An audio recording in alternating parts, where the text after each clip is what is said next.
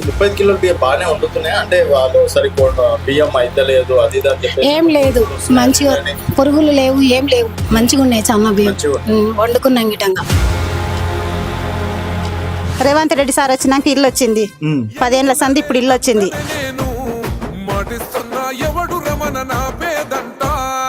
MLA గారు ఇక్కడికి అన్నగారు వచ్చి తినడం వల్ల చాలా సంతోషంగా ఉంది. చెప్పమ్మా ఏం పేరు మీ పేరు? శివలీల శివలీల. శివ. సో మీ పేరు ఇందిరమ్మ ఇళ్ళ లిస్ట్ లో ఉందని చెప్పేసి విన్నాం, నిజంగా వచ్చిందమ్మా? వచ్చింది సార్. మేమెంతో బాధపడ్డాం ఇల్లు లేవని. పదే పదే వచ్చి వెళ్ళిరు గత ప్రభుత్వం వాళ్ళు, కానీ ఏది ఇవ్వలేరు. 10 సంవత్సరాలుగా డబుల్ బెడ్రూమ్ ల కోసం ట్రై చేయలేరా మరి? ట్రై చేసినాం, మాకేం సహకరియాలే. ఇప్పుడు ఎట్లా అనిపిస్తుంది మరి సడన్ గా మీ పేరు రావడం తోటి? మంచిగా సంతోషంగా ఉంది. రేకుల నుంచి పిల్లల ఇల్లుకి వస్తున్న స్లాబ్ ఇల్లుకి వస్తున్నాం. మాకైతే చాలా సంతోషంగా. ధన్యవాదాలు రేవంత్ అన్నకి. ఎమ్మెల్యే చాలా బాగా చేస్తున్నాడు. అందరికి ఇండ్లు అన్ని ఫ్రీ, గ్యాస్ ఆయన వచ్చినప్పటి నుంచి చాలా మంచిగానే చేస్తుంది. మా కాంగ్రెస్ ప్రభుత్వం వచ్చిన తర్వాత మన్నగారి తరపున మాకు ఇల్లు వచ్చేసినవి, డబుల్ బెడ్రూమ్స్ వచ్చినవి, గ్యాస్ వచ్చేసింది. ఎమ్మెల్యే పేరు తెలుసా? తెలిసే శంకర్ అన్న, వీళ్ళపల్లి శంకర్ అన్న.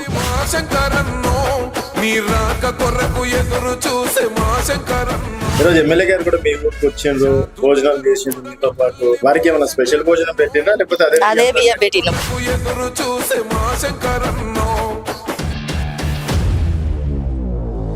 సో శంకర్ గారు, మేము ఉదయం నుంచి ఇక్కడ అప్పారెడ్డిగూడెంలో ఉన్నాము. లబ్ధిదారులకి డబుల్ బెడ్రూమ్ ఇల్లులు రావడం అనేది జరిగింది. సో గతంలో వాళ్ళు 10 సంవత్సరాలుగా టీఆర్ఎస్ గవర్నమెంట్ లో పెట్టినప్పటికీ రాలేదంట. ఎట్లా అనిపిస్తుందండి?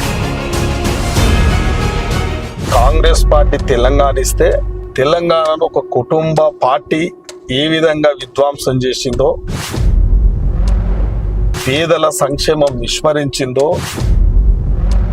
మార్పు కోరుకున్నారు కాబట్టి ప్రజలు కూడా కాంగ్రెస్ పార్టీకి అండగా నిలిచారు కాబట్టి కాంగ్రెస్ పార్టీ కూడా ప్రజల సంక్షేమం గురించి, అభివృద్ధి గురించి తూచా తప్పకుండా అమలు పరిచే దిశగా ఈ రాష్ట్ర ముఖ్యమంత్రి,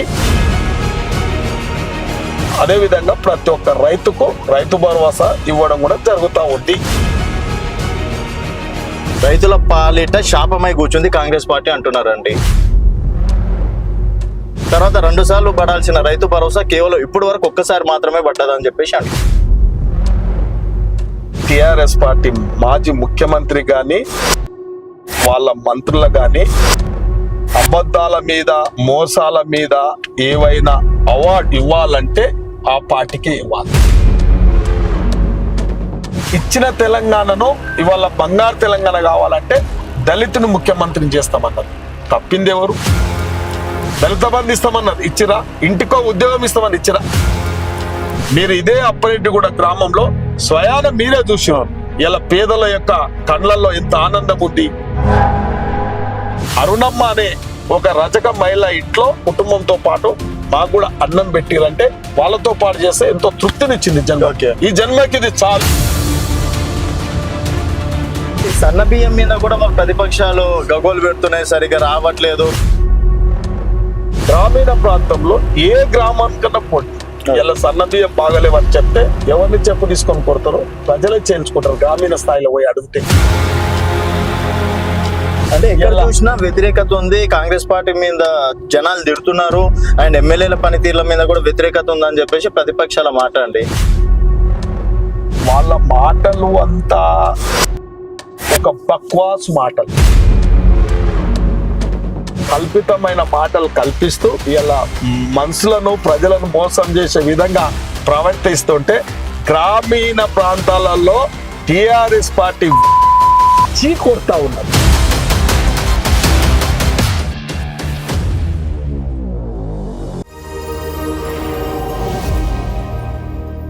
వెల్కమ్ టు తెలంగాణ వెలుగు. నేను మీ రాజు. కాంగ్రెస్ పార్టీ ప్రవేశపెట్టినటువంటి పథకాన్ని 30 సన్నబియ్య పథకాన్ని ప్రవేశపెట్టడం అనేది జరిగింది. దీనివల్ల చాలా మంది లబ్ధిదారులు ఆనందంగా ఉన్నారు అంటున్నారు. అలాగే అప్పారెడ్డిగూడెంలో మనం ఉదయం నుంచి కూడా చూసినాం, సరైన లబ్ధిదారులకే డబుల్ బెడ్రూమ్ ఇల్లులు, ఇందిరమ్మ ఇల్లులు రావడం అనేది జరిగింది. సో మొత్తానికి 15 నెలల ఎమ్మెల్యే యొక్క పనితీరు కావచ్చు, తర్వాత రాష్ట్ర పనితీరు ఏ విధంగా ఉన్నది మాట్లాడడానికి ప్రస్తుతం మనతో పాటు షాద్ నగర్ ఎమ్మెల్యే వీర్లపల్లి శంకర్ గారు ఉన్నారు. నమస్తే శంకర్ గారు. నమస్కారం అండి. సో శంకర్ గారు, మేము ఉదయం నుంచి ఇక్కడ అప్పారెడ్డిగూడెంలో ఉన్నాము. సో అక్కడ చూసుకున్నట్టయితే లబ్ధిదారులకి డబుల్ బెడ్రూమ్ ఇల్లులు రావడం అనేది జరిగింది. సో గతంలో వాళ్ళు 10 సంవత్సరాలుగా టీఆర్ఎస్ గవర్నమెంట్ లో పెట్టినప్పటికీ రాలేదంట. ఎట్లా అనిపిస్తుందండి అంటే మీ నియోజకవర్గంలో పైలట్ ప్రాజెక్ట్ ఓపెన్ చేయడానికి?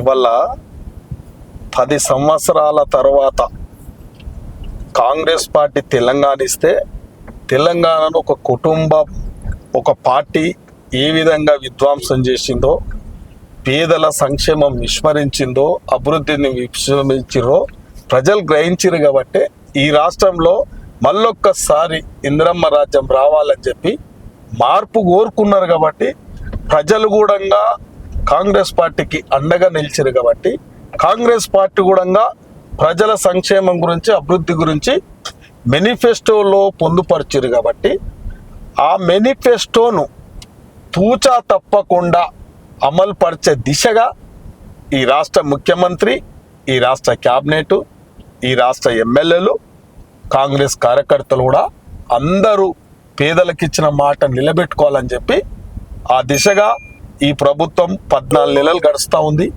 ఈ 14 నెలల్లో ఇవాళ సంక్షేమం తీసుకుంటే పేద ప్రజలకు, ఎస్సీ ఎస్టీ బీసీ మైనార్టీలకు, అర్హత కలిగిన లబ్ధిదారులకు ఉచిత బస్సు ప్రయాణం అయితేనేమి, సిలిండర్ సబ్సిడీ అయితేనేమి, గృహజ్యోతి కరెంటు బిల్లు మాఫ్ అయితేనేమి, ఆరోగ్యం ఇవాళ కార్పొరేట్ స్థాయిలో ఒక పేదోనికి వైద్యం అందించాలని ఒక సంకల్పంతో ఆరోగ్యశ్రీ కార్డ్ అయితేనేమి, రైతులకు ఇచ్చిన మాట, ఇవాళ వరంగల్ డిక్లరేషన్ రాహుల్ గాంధీ గారు ఇచ్చిన మాట, రుణమాఫీ ప్రతి కుటుంబానికి ఒక్కరికి అర్హత కలిగిన ప్రతి ఒక్కరికి ఇలా 2 లక్షల రుణమాఫీ చేయడం జరిగింది. ఈ రాష్ట్రంలో 25 లక్షల మందికి రుణమాఫీ చేయడం జరిగింది 22,000 కోట్లతో. ఇవాళ రైతు భరోసా కూడా గత ప్రభుత్వం ఎన్నికలప్పుడే రైతు భరోసా, రైతు బంధు ఇచ్చేవాళ్ళు. అట్లా దుబారా కూడా జరిగింది, ప్రజాధనం దుర్వినియోగం అయింది. కాబట్టి కొన్ని పారదర్శకమైన నిబంధనలు అర్హత కలిగిన రైతులకే ఇవ్వాలి. ఇలా సాగు చేసే రైతులకే రైతు బంధు, రైతు భరోసా ఇవ్వాలి. కాబట్టి ఇవాళ దుబారాను అరికట్టగలిగింది ప్రభుత్వం. అదేవిధంగా ప్రతి ఒక్క రైతుకు రైతు భరోసా ఇవ్వడం కూడా జరుగుతూ ఉంది. అయితే ఇప్పుడు ఈ రైతు భరోసా సరిగ్గా రానోళ్ళు చాలా మంది ఉన్నారు. గతంలో మేము అందరికి ఇచ్చినాం, వీళ్ళు కొందరికి మాత్రమే ఇస్తున్నారు. రైతుల పాలిట శాపమై కూర్చుంది కాంగ్రెస్ పార్టీ అంటున్నారండి. అండ్ రైతు రుణమాఫీ అన్నారు, 48 కోట్లు రుణమాఫీ చేశా అని చెప్పేసి 21 కోట్లు మాత్రమే రేవంత్ రెడ్డి గారు చేసిండు. సో అవన్నీ ఢిల్లీకి మూటలు అప్పచెప్పిండు. తర్వాత 2 సార్లు పడాల్సిన రైతు భరోసా కేవలం ఇప్పుడు వరకు ఒక్కసారి మాత్రమే పడ్డదని చెప్పేసి అంటారు. ఇవాళ వాళ్ళ ప్రభుత్వము మోసపూరితమైన పార్టీ ఏదైనా ఉంది, దానికి నిజంగా చెప్తున్నా ఈ యొక్క టిఆర్ఎస్ పార్టీ నాయకులు కానీ, టిఆర్ఎస్ పార్టీ మాజీ ముఖ్యమంత్రి కానీ, వాళ్ళ మంత్రులు కానీ ఏదైనా అబద్ధాల మీద, మోసాల మీద ఏవైనా అవార్డు ఇవ్వాలంటే ఆ పార్టీకి ఇవ్వాలి. ఎందుకంటే ఉదాహరణకు వాళ్ళ పార్టీ చేసినట్టు మా పార్టీ ఇలా కాంగ్రెస్ పార్టీ ఆ విధంగా చేయదు. గతంలో ఇవాళ వాళ్ళు అంటున్నారు కాబట్టి మేము అనవలసి వస్తుంది. ఇవాళ ఉద్యమం జరుగుతున్నప్పుడు తెలంగాణ ఇస్తే తెలంగాణ ఆగమైంది, తెలంగాణ దోసుకున్నారు ఆంధ్రోళ్ళు అని చెప్పింది. గగ్గోలు పెడితే తెలంగాణ ఇస్తే, ఇచ్చిన తెలంగాణను ఇవాళ బంగారు తెలంగాణ కావాలంటే దళితుని ముఖ్యమంత్రిని చేస్తామన్నారు. తప్పింది ఎవరు? మోసం చేసింది ఎవరు? అదేవిధంగా దళితులకు 3 ఎకరాల పొలం ఇస్తాం. ఇందిరాగాంధీ 77వ సంవత్సరంలో 25 లక్షల మందికి భూ పంపిణీ చేసింది ఈ రాష్ట్రంలో. అదేవిధంగా 3 ఎకరాల పొలం కూడా పంపిణీ చేస్తామని చెప్పి పంపిణీ చేసిరా, మోసం చేసిరా. దళిత బంధు ఇస్తామన్నారు, ఇచ్చిరా. ఇంటికో ఉద్యోగం ఇస్తామని ఇచ్చిరా. అంటే వాళ్ళ అబద్ధాలు ఆడినందుకే కదా మీకు అందుకే కదా 10 సంవత్సరాలల్లా వాళ్ళు ఇచ్చిన హామీలు నెరవేర్చలేదు కాబట్టి ప్రజలు మాకు అవకాశం ఇచ్చారు. ఒక మ్యాండేట్ ఉంటుంది, 5 సంవత్సరాల మ్యాండేట్ ఉంటుంది. Okay. 12 నెలలు గడుస్తున్న సందర్భంలో 6 గ్యారంటీలను తూచా తప్పకుండా ప్రారంభం చేసినాం. ప్రజలలో ఇవాళ మీరు ఇదే అప్పరెడ్డిగూడ గ్రామంలో స్వయాన మీరే చూసారు. ఇలా పేదల యొక్క కళ్ళల్లో ఎంత ఆనందం ఉంది, వాళ్ళ ఆనంద బస్వాలు. ఒక అరుణమ్మ అనే ఒక రజక మహిళ ఇంట్లో ఇలా ఒక స్పష్టంగా వాళ్ళు సంతోషంగా కుటుంబంతో పాటు మాకు కూడా అన్నం పెట్టిరంటే ఎంత సంతోషంగా ఉంది. ఆ భోజనం చేస్తే వాళ్ళతో పాటు చేస్తే ఎంతో తృప్తినిచ్చింది జన్మ. Okay. ఈ జన్మకి ఇది చాలు. అదే సన్న బియ్యం మీద కూడా వాళ్ళు ప్రతిపక్షాలు గగోలు పెడుతున్నాయి, సరిగా రావట్లేదు కొన్ని చోట్ల. అంటే రేషన్ కార్డులు ఇచ్చిన తర్వాతనే ఇస్తామని చెప్పేసి అన్నారని, అండ్ దాంట్లో ఇంకేదో గలుస్తుందని చెప్పేసి రకరకాలుగా అంటున్నారు కదా. ఇప్పుడు వాళ్ళ పార్టీ పని ఏం పని, లేనిది ఉన్నట్టుగా సృష్టించేదే వాళ్ళ చరిత్ర. ఓకే, దానికి గొప్ప కుటుంబం అనొచ్చు. లేనిది ఉన్నట్టుగా సృష్టించే కుటుంబం ఆ కుటుంబం. కాబట్టి ఇవాళ సబండ వర్గాలను 10 సంవత్సరాల నుంచి మోసం చేశారు. కాబట్టి మళ్ళొకసారి మోసం చేద్దామని ప్రయత్నం చేస్తే ప్రజలు దాన్ని తిరిగి కొడతా ఉన్నారు. గ్రామీణ ప్రాంతంలో ఏ గ్రామానికన్నా పొండి ఇలా సన్న బియ్యం బాగలేవని చెప్తే ఎవరిని చెప్పు తీసుకొని కొడతారు? కాంగ్రెస్ పార్టీని చెప్పు తీసుకొని కొడతారా? ఆ టీఆర్ఎస్ నా వేదన కొడుకులను చెప్పు తీసుకొని కొడతారో ప్రజలే చేల్చుకుంటారు గ్రామీణ స్థాయిలో పోయి అడిగితే. ఓకే, మీకు ఎట్లా అనిపిస్తుంది అండి? దాదాపుగా 15-16 నెలలు అవుతుంది ఎమ్మెల్యేగా. సో అంటే సర్పంచ్ నుంచి డైరెక్ట్ ఎమ్మెల్యే అయ్యారు కదా, ఏ విధంగా అనిపిస్తుంది? చాలా సంతోషంగా ఉంది. ఇచ్చిన మాట నిలబెట్టుకుంటున్నాము అనేది చాలా సంతోషంగా ఉంది. మా ఆది నాయకుడు రాహుల్ గాంధీ గారు మొన్న ఎన్నికల ముందులో ఏదైతే చెప్పిండో, అంటే ఇలా కాంగ్రెస్ కుటుంబం ఇందిరమ్మ కుటుంబం అంటే ఒక భగవద్గీతతో సమానంగా చూస్తారు ప్రజలు. కాబట్టి మీరు అధికారం ఇవ్వండి, ప్రతి రైతుకు రుణమాఫీ 2 లక్షలు ఇస్తామని చెప్పిండు. ఇవాళ అదే విధంగా ప్రతి ఇండ్లు లేని నిరుపేదలకు ఇండ్లు ఇస్తామని చెప్పిండు. అంటే ఎక్కడ చూసినా వ్యతిరేకత ఉంది, కాంగ్రెస్ పార్టీ మీద జనాలు తిడుతున్నారు, అండ్ ఎమ్మెల్యేల పనితీరుల మీద కూడా వ్యతిరేకత ఉందని చెప్పేసి ప్రతిపక్షాల మాట అండి. వాళ్ళ మాటలు అంతా ఒక బక్వాస్ మాటలు. గ్రామీణ స్థాయిలో పోతే తెలుస్తుంది వాళ్ళకి. ఎవడు అంటుండు ఇవాళ కల్పితం ఒక సోషల్ మీడియాను సృష్టించరు అంటే ప్రతి ఒక్కడు ఒకటి సృష్టిస్తాడు. Okay. ఇప్పుడున్న ప్రజాస్వామ్యంలో బోకస్ ప్రచారం చేయాలనే దానికి ఒక అంశాన్ని, దానికి ఒక వ్యవస్థను క్రియేట్ చేసి దానికి అక్రమంగా దోసుకున్న డబ్బులు ఆ సోషల్ మీడియాకి పెడుతూ ఇవాళ కల్పితమైన మాటలు కల్పిస్తూ ఇలా మనుషులను ప్రజలను మోసం చేసే విధంగా ప్రవర్తిస్తుంటే గ్రామీణ ప్రాంతాలలో టిఆర్ఎస్ పార్టీ కొడతా ఉన్నారు. ఓకే, నిజంగా కొడుతున్నారా వాళ్ళని, లేకపోతే మీరు అంటున్నారా? 100% పాలు. ఇప్పుడు ఏ ఊరికన్నా పోదాం, ఓకే, ఎకలాసంపేటకు పోదామంటే పోదాం, వాళ్ళ ఎమ్మెల్యే ఊరు ఉందిగా, పోదామంటే పోదాం. సన్న బియ్యం ఇస్తలేరేమో, ఇండ్లు ఇస్తలేరో పోదాం. అంటే ఇచ్చింది అని చెప్తున్నాం, Okay. ఏంది ఇవ్వలేదని చెప్తున్నాం. చూడండి, ఇలా మనకు స్వాతంత్రం వచ్చి 80 సంవత్సరాలు. స్వాతంత్రం వచ్చిన 80 సంవత్సరాలకు మనకు 60 సంవత్సరాల నుంచి తెలంగాణ కావాలన్నారు. తెలంగాణ 50 సంవత్సరాలు ఉన్నది మీ ప్రభుత్వమే కదండి. తెలంగాణ కావాలన్నారు.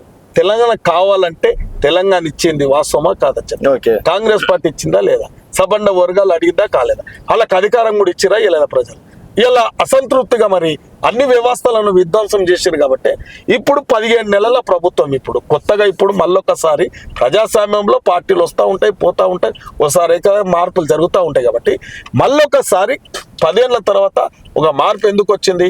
ఈ 15 నెలలలో ఇన్ని కార్యక్రమాలు తీసుకున్నాం. కాబట్టి ఇంకా 3.5 సంవత్సరాలు ఉంది.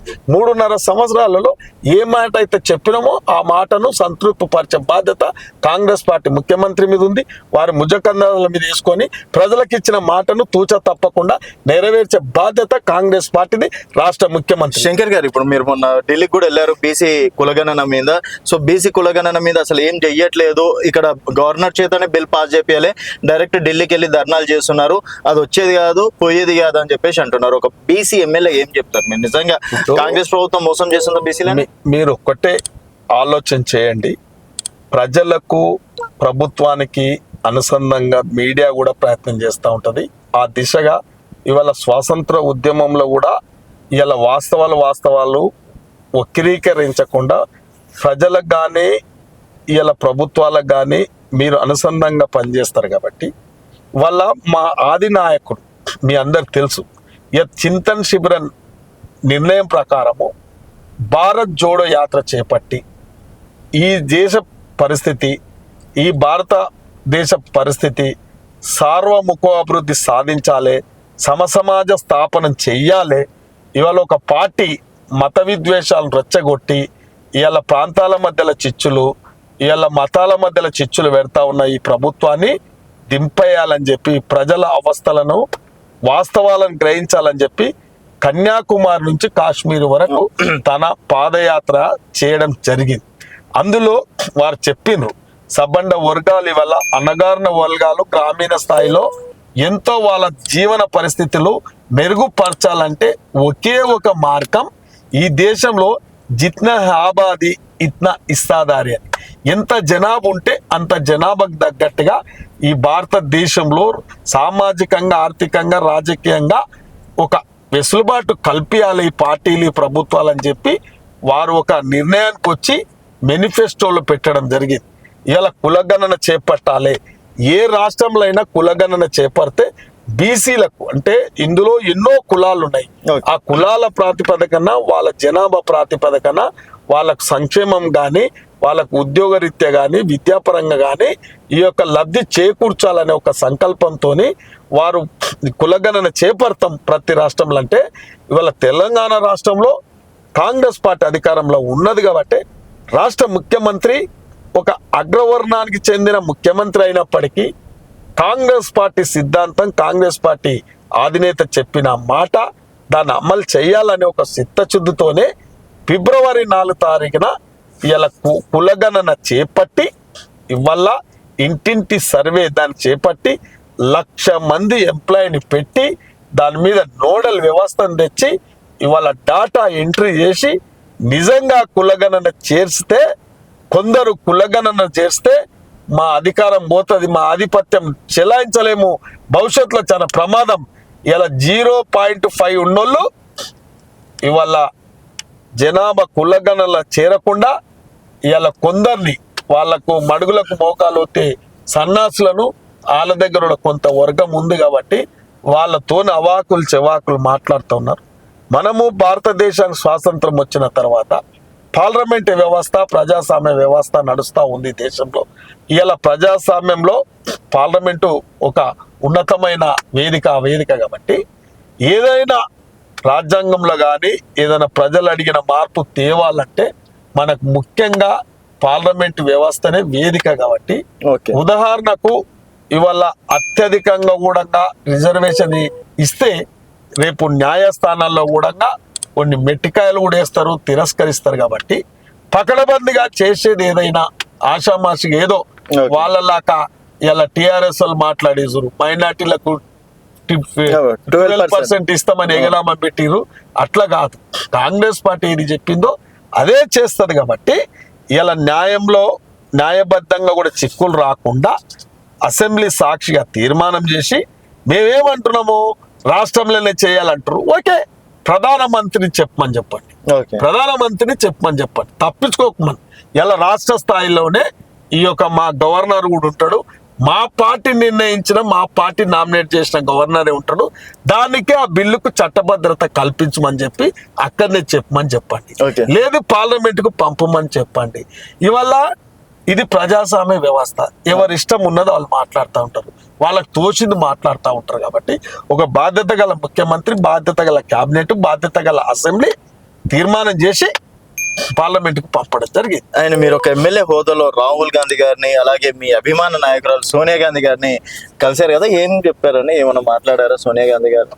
వాళ్ళ సోనియా గాంధీ గారి దగ్గరికి పార్టీ మేనిఫెస్టో గల్ల పెట్టిన విధంగానే మేమందరము, మా రాష్ట్ర ముఖ్యమంత్రి మేమందరం కూడా కులగణనకు సహకరించి కులగణన చేసి ఇలా పార్లమెంట్కి పంపించినాం. కాబట్టి మీరు ప్రతిపక్ష హోదాలలో ఉన్నారు కాబట్టి మీరు కూడా 42% అమలు చేస్తే ఇలా వస్తే పోరాటం కాదు, 100% ఏదో ఒక రోజు బీసీలకు అది జరిగి తీరుతుందని కూడా చెప్పడం జరిగింది. పక్కా జరుగుతుంది, పక్కా జరుగుతుంది. నమ్మకం ఉంది ఒక బీసీ ఎమ్మెల్యే. తప్పకుండా. ఒకవేళ చెయ్యకపోతే అండి, చెయ్యకపోతే అనేది ఉండదుగా. Okay. ప్రజలు దాన్ని ఇప్పుడు ప్రజా కోర్టు ఉంటుంది. ఇప్పుడు న్యాయస్థానాలు పార్లమెంట్ వ్యవస్థ సరిగా పనిచేయనప్పుడు ప్రజా కోర్టు ఉంటుంది. అవును. ప్రజా కోర్టు ఏం తీర్పిస్తుంది అంటే ప్రజలకు అన్యాయం అవుతుంది కాబట్టి ఇలా ఎవరైతే బీసీల పక్షపాతం నిలబడకపోతే ఆ బీసీ పక్షపాత నేతలకు అండగా ఉంటారు. వాళ్ళను రేపు అధికారం అప్పచెప్తారు. వాళ్ళకి కావాల్సిన 42% పొందే విధంగా ప్రభుత్వాలను మార్పు కొడతారు. సో మరో 5 సంవత్సరాలు కూడా మీరే ఎస్, పక్కా రాసి పెట్టుకోవాలి. దాంట్లో ఏమి ఇబ్బంది లేదండి. కాంగ్రెస్ పార్టీ అండి అది. కాంగ్రెస్ పార్టీ ప్రజల గురించి పుట్టిన పార్టీ కాంగ్రెస్ పార్టీ. దేశానికి స్వతంత్రం తెచ్చిన పార్టీ కాంగ్రెస్ పార్టీ. దేశంలో ఒక నీతి నిజాయితీ కలిగిన పార్టీ ఏదైనా ఉంది, ప్రజాస్వామ్య పార్టీ ఏదైనా ఉందంటే కాంగ్రెస్ పార్టీ. ఒక కుటుంబ పాలన కాదు, ఉదాహరణకు ఈ దేశం గురించి త్యాగం చేసింది మోతీలాల్ నెహ్రూ. తనకున్న ఆస్తులన్నీ కూడా స్వాతంత్ర ఉద్యమానికి అంతగట్టిన గొప్ప కుటుంబం. తర్వాత నెహ్రూ, భారత ప్రధానమంత్రి నెహ్రూ వచ్చిన తర్వాత ఈ దేశంలో ఇలా ప్రపంచ దేశంలో అగ్రగామిగా నిలబడ భారతదేశం అని చెప్పి ఇలా దేశంలో ఆహార భద్రత కల్పించాలి, ఆహార కొరత తీర్చాలని చెప్పి బౌలార్ధ సాధక ప్రాజెక్టు తెచ్చిందే మొట్టమొదటి ప్రధానమంత్రి జవహర్లాల్ నెహ్రూ. ఫైనల్ క్వశ్చన్ అండి. అండ్ ఒక బీసీ కోటలో బీసీ ఎమ్మెల్యేకి మంత్రి పదవి ఇస్తారని చెప్పేసి ఒక టాక్ నడుస్తుంది. మొన్న ఢిల్లీ పర్యటన కూడా ఆ విషయంలోనే అని చెప్పేసి కూడా ఒక టాక్ నడుస్తుంది. సో మీకు నెక్స్ట్ మంత్రి పదవి ఇవల్ల తెలంగాణ రాష్ట్రం 10 సంవత్సరాలు ఈ రాష్ట్రం అంతా విధ్వంసం చేశారు. విద్యను విధ్వంసం చేశారు, వైద్యాన్ని విధ్వంసం చేశారు, సబండ వర్గాలను ఇలా విధ్వంసం చేశారు. ఆర్థిక పరిస్థితి బాగలేదు ఈ రాష్ట్రంలో. కాబట్టి ఈ రాష్ట్ర ముఖ్యమంత్రి గ్రామీణ స్థాయి నుంచి ఢిల్లీ స్థాయి లాగా వ్యవస్థ గురించి తెలుసు, రాజకీయాల గురించి తెలుసుండ్రు. ఎవరికి అవసరమైనప్పుడు అప్పుడు ఎవరి పనితీరును బట్టి వారికి అవకాశం ఇస్తారు తప్ప ఏదో బీసీ కోటల్లో దీని కోటల్లో కాదు. అంటే మొదటి నుంచి కూడా మీరు రేవంత్ రెడ్డి గారికి సన్నిహితంగా ఉన్నారు కాబట్టి సమర్థంగా ఇప్పుడు నేను స్వయంగా నేనే చెప్తున్నా కదా, నేను కొన్ని స్థానిక సంస్థలలో ప్రజాప్రతినిధి అయినప్పటికీ వల్ల నేను షాద్నగర్ నియోజకవర్గంలో ఒక రిచెస్ట్ కాన్స్టిట్యున్సీని, రాజకీయ చైతన్యం కలిగిన కాన్స్టిట్యున్సీ, ఇవాళ ధనిక కాన్స్టిట్యున్సీ కాబట్టి ఒక సామాన్యమైన కుటుంబంలోకి వెళ్ళి వచ్చిన నేను, నాకు పార్టీ అవకాశం కల్పించడం, అందులో నాకు రాష్ట్ర ముఖ్యమంత్రి రేవంత్ రెడ్డి గారు పిసిసి అధ్యక్షులు ఉన్నప్పటి కూడా నాకు అండగా ఉన్న నాయకుడు. ఈ పార్టీ నాకు ఇంతకన్నా నా జన్మకు కావాల్సింది ఇంకొకటి లేదు. నా అవసరము భవిష్యత్తులో ఎప్పుడైనా అవసరం వచ్చినప్పుడే, వాళ్ళ అవసరం వచ్చినప్పుడు ఆ పార్టీకి అవసరం ఉన్ననాడు నన్ను ఎక్కడ ఉండమంటే అక్కడ ఉంటారు. అంటే చిన్న లాజిక్ ఏంటంటే అండి, రేవంత్ రెడ్డి గారు వైఎస్ రాజశేఖర రెడ్డి, మరో వైఎస్ రాజశేఖర రెడ్డి అంటున్నాం. వైఎస్ రాజశేఖర రెడ్డి క్యాబినెట్ లో ఒక రజక బిడ్డకి ఎమ్మెల్యే నుంచి మంత్రి అవకాశం ఇచ్చింది. సో నెక్స్ట్ వీర్లపల్లి శంకర్ గారికి ఆ రోజు వాస్తవం కాంగ్రెస్ పార్టీలనే ఒక రజక కుటుంబం నుంచి వచ్చిన బసవరాజ్ సారయ్య గారికి కాంగ్రెస్ పార్టీ అండగా ఉంది. ఆ రోజు రాజశేఖర రెడ్డి అండగా ఉన్నాడు. ఆ రోజు పరిస్థితులలో వారికి ఒక అవకాశం ఉన్నది. అవకాశాన్ని ఒక రజక కుటుంబానికి, ఒక మోస్ట్ బ్యాక్వర్డ్ క్లాస్ కి అవకాశం ఇచ్చింది. ఇవల్ల చాలా మంది నాకన్నా సమర్థులు ఉన్నారు. బీసీ సామాజిక వర్గాల కూడా నాకన్నా సమర్థులు ఉన్నారు. ఇలా రాష్ట్ర ముఖ్యమంత్రి గారిని మేము ఇబ్బంది పెట్టదలుచుకోలేదు. మేము సమన్వయంతో మనకు మంత్రి పదవులు ముఖ్యం కాదు, మనకు పార్టీ ముఖ్యం, ప్రజలు ముఖ్యం. ఓకే అండి, thank you so much. So ఇది షాద్నగర్ ఎమ్మెల్యే వీర్లపల్లి శంకర్ గారితో స్పెషల్ చిట్ చాట్. మరొక మళ్ళీ ఉండండి. తెలంగాణ వెలుగు.